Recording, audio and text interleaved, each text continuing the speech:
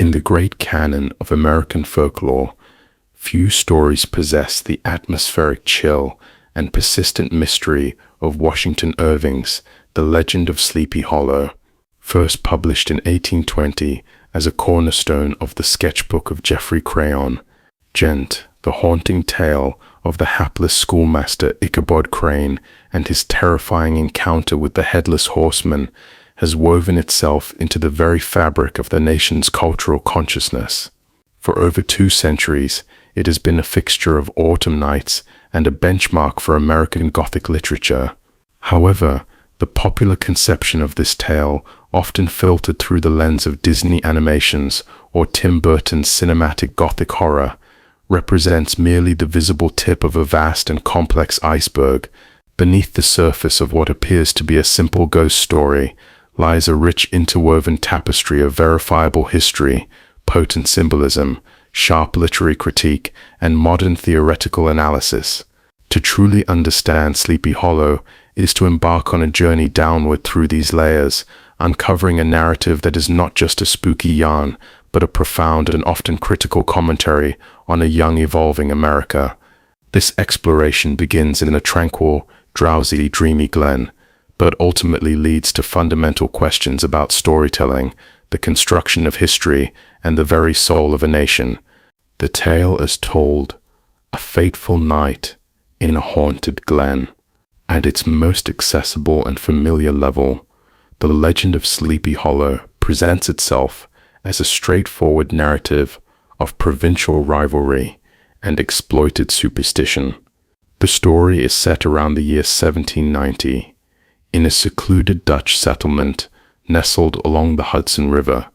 Irving immediately establishes the unique atmosphere of this place, describing it as having a witching influence and a drowsy, dreamy influence that seems to hang over the land itself, making its inhabitants prone to believing in omens and supernatural tales.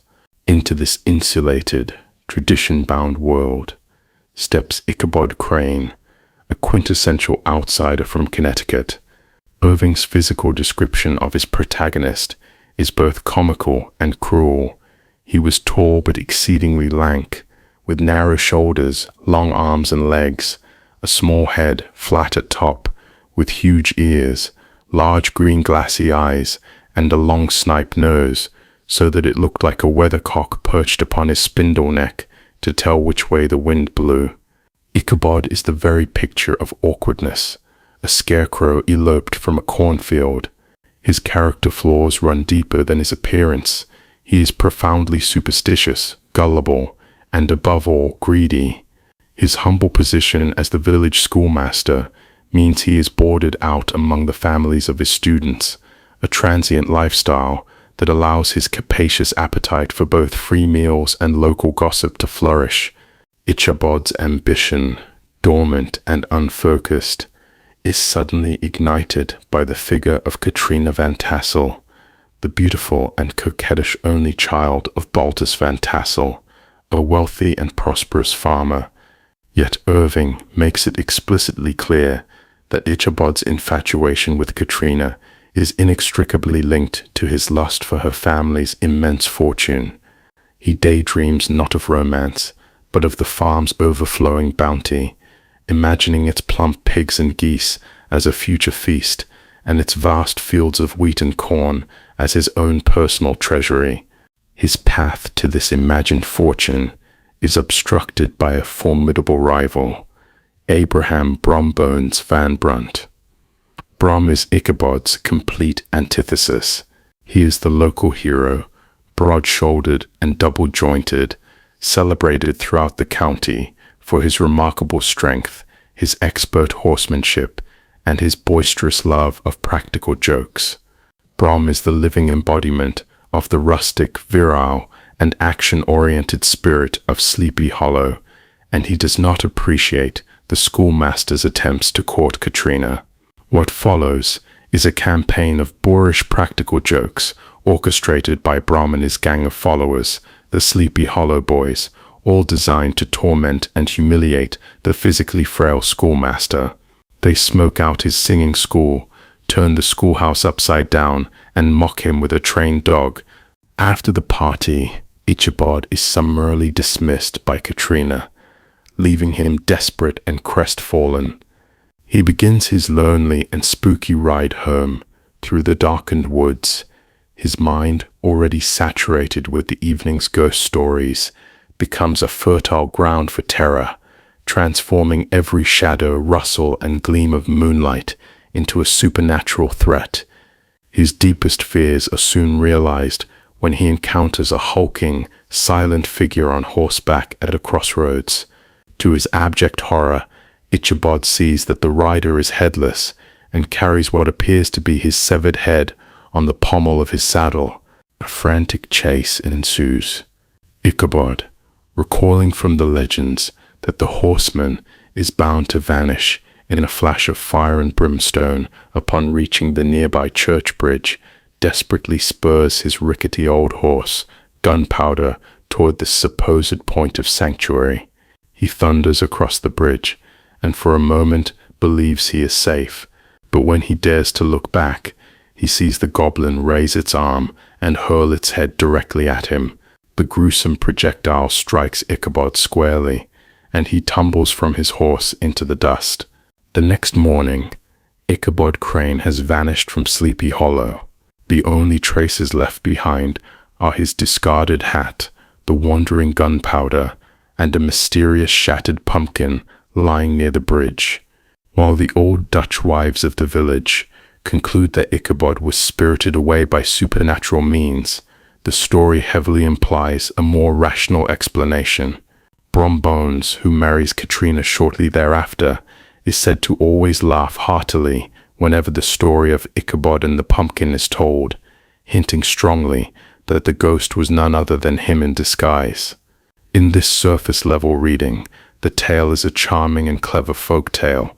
A cunning prank successfully exploits a man's greed and superstition, driving him from town and clearing the way for his more deserving rival. Beneath the surface, the historical and literary foundations. To truly appreciate the weight and artistry of the legend, one must look beyond the narrative to its firm grounding in history and literary tradition. Washington Irving was not merely inventing a ghost story out of whole cloth. He was actively participating in the creation of a cultural mythology for a young United States that was still in the process of defining its own identity separate from Europe. Published in the decades immediately following the Revolutionary War, the story is steeped in the conflict's fresh and often traumatic memory. The Battle of White Plains, which took place less than 10 miles from the story setting of Tarrytown, was a real and significant engagement. Crucially, historical accounts from the war corroborate that a Hessian artilleryman was in fact decapitated by a cannonball during that very battle. By anchoring his primary specter in a real historical figure, a feared German mercenary hired by the British to fight the colonists, Irving masterfully blends the supernatural with documented fact, lending his legend a chilling and undeniable plausibility. The characters themselves are also thought to have roots in reality. Irving, who spent time in Tarrytown as a teenager to escape yellow fever outbreaks in New York City, drew inspiration from the people he met and the places he saw.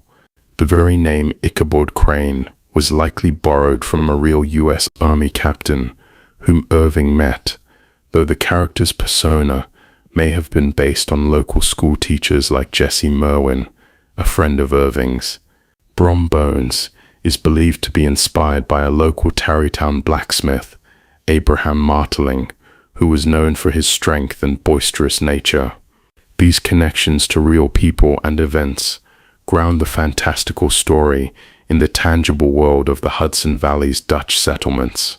From a literary perspective, Irving was writing squarely within the American Romantic tradition, which championed nature, intense emotion, and a fascination with the supernatural over the rationalism of the preceding Enlightenment era. However, his influences were also deeply transatlantic. The figure of a headless rider was not an American invention, but a well-established archetype of European folklore. It appears in the German tales collected by the Brothers Grimm, and, most notably, in the Celtic legend of the Dullahan, a headless fairy who rides a black horse and uses a human spine as a whip, his appearance foretelling the death of anyone who sees him. Irving's genius lies in his ability to skillfully take these old-world archetypes and transplant them into American soil, dressing them in the specific history and culture of the Hudson Valley to create a distinctly national mythology. The narrative structure itself adds another critical layer of complexity.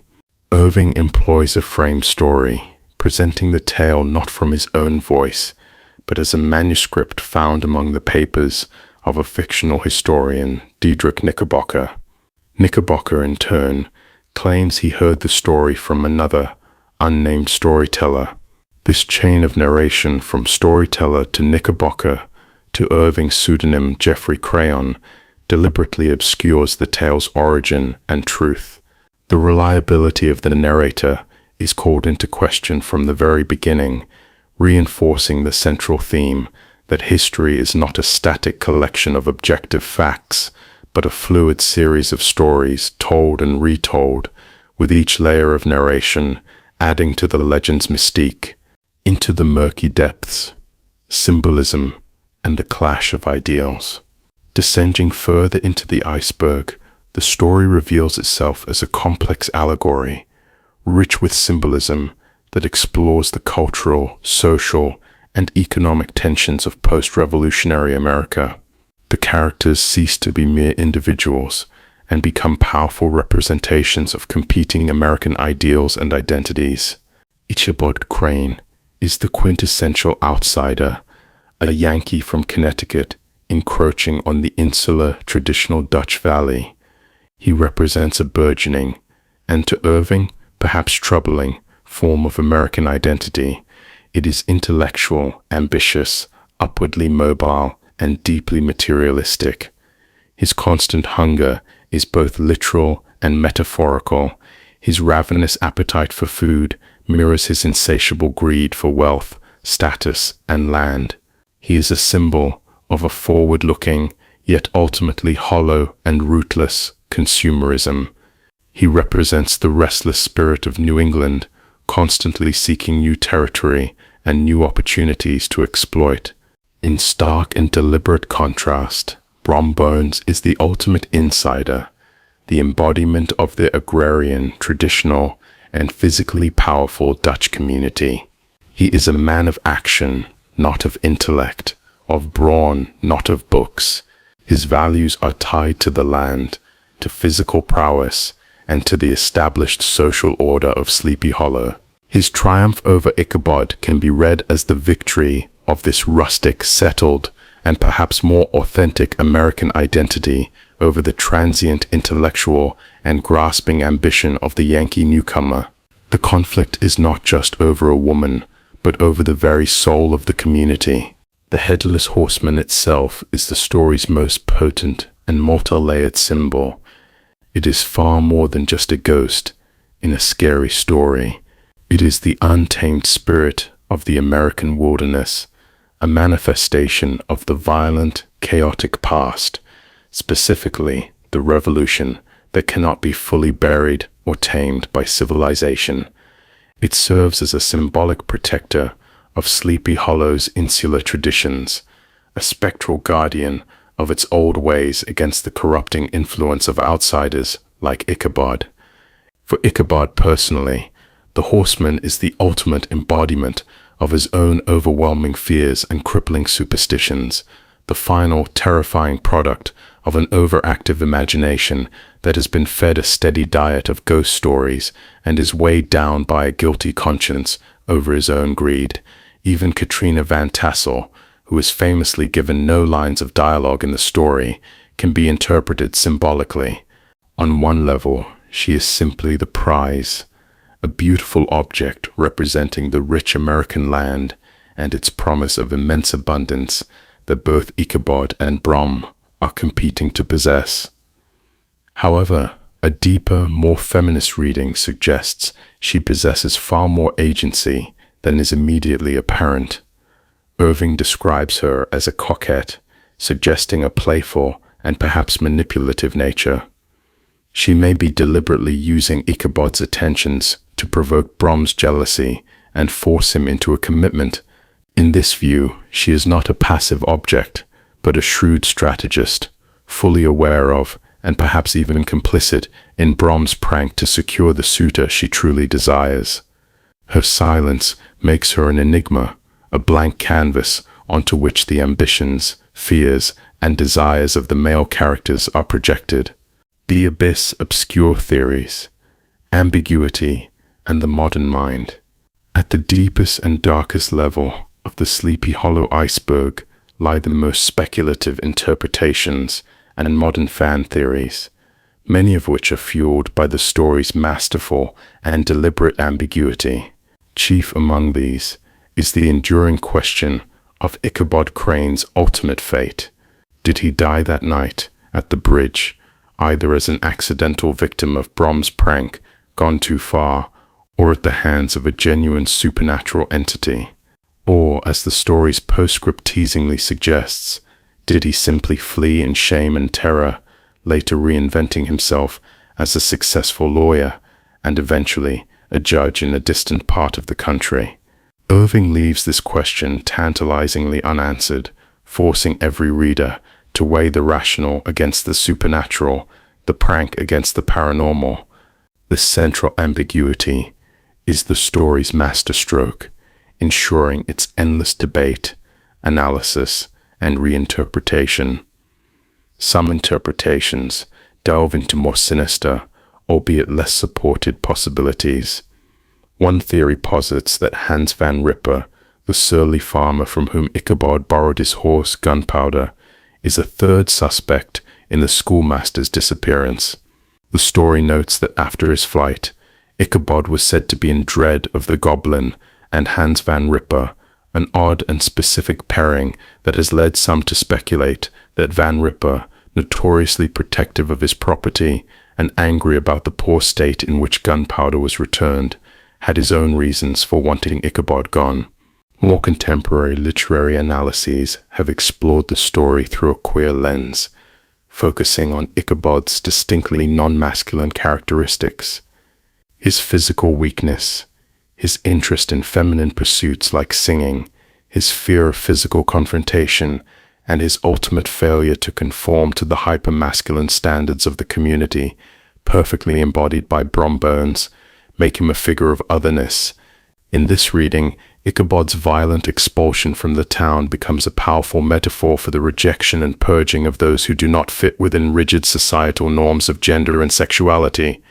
Perhaps the most encompassing and profound theory is that the legend of Sleepy Hollow functions as a national allegory for the young United States itself.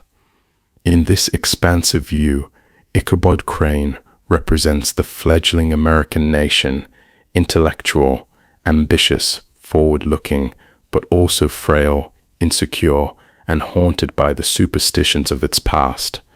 Brom Bones, in turn, embodies the older, more powerful and established motherland of Great Britain, or more broadly, Europe. Their conflict over Katrina, who becomes a symbol for the abundant, fertile American land, is thus a metaphorical retelling of the nation's struggle to define itself in the long shadow of its colonial past. Ichabod's flight represents America's need to escape its European heritage and forge its own destiny, even if it does so out of fear and humiliation. From its origins as a spooky folktale designed to entertain, to its current status as a foundational piece of American literature, the legend of Sleepy Hollow continues to fascinate and haunt because it operates on so many levels simultaneously.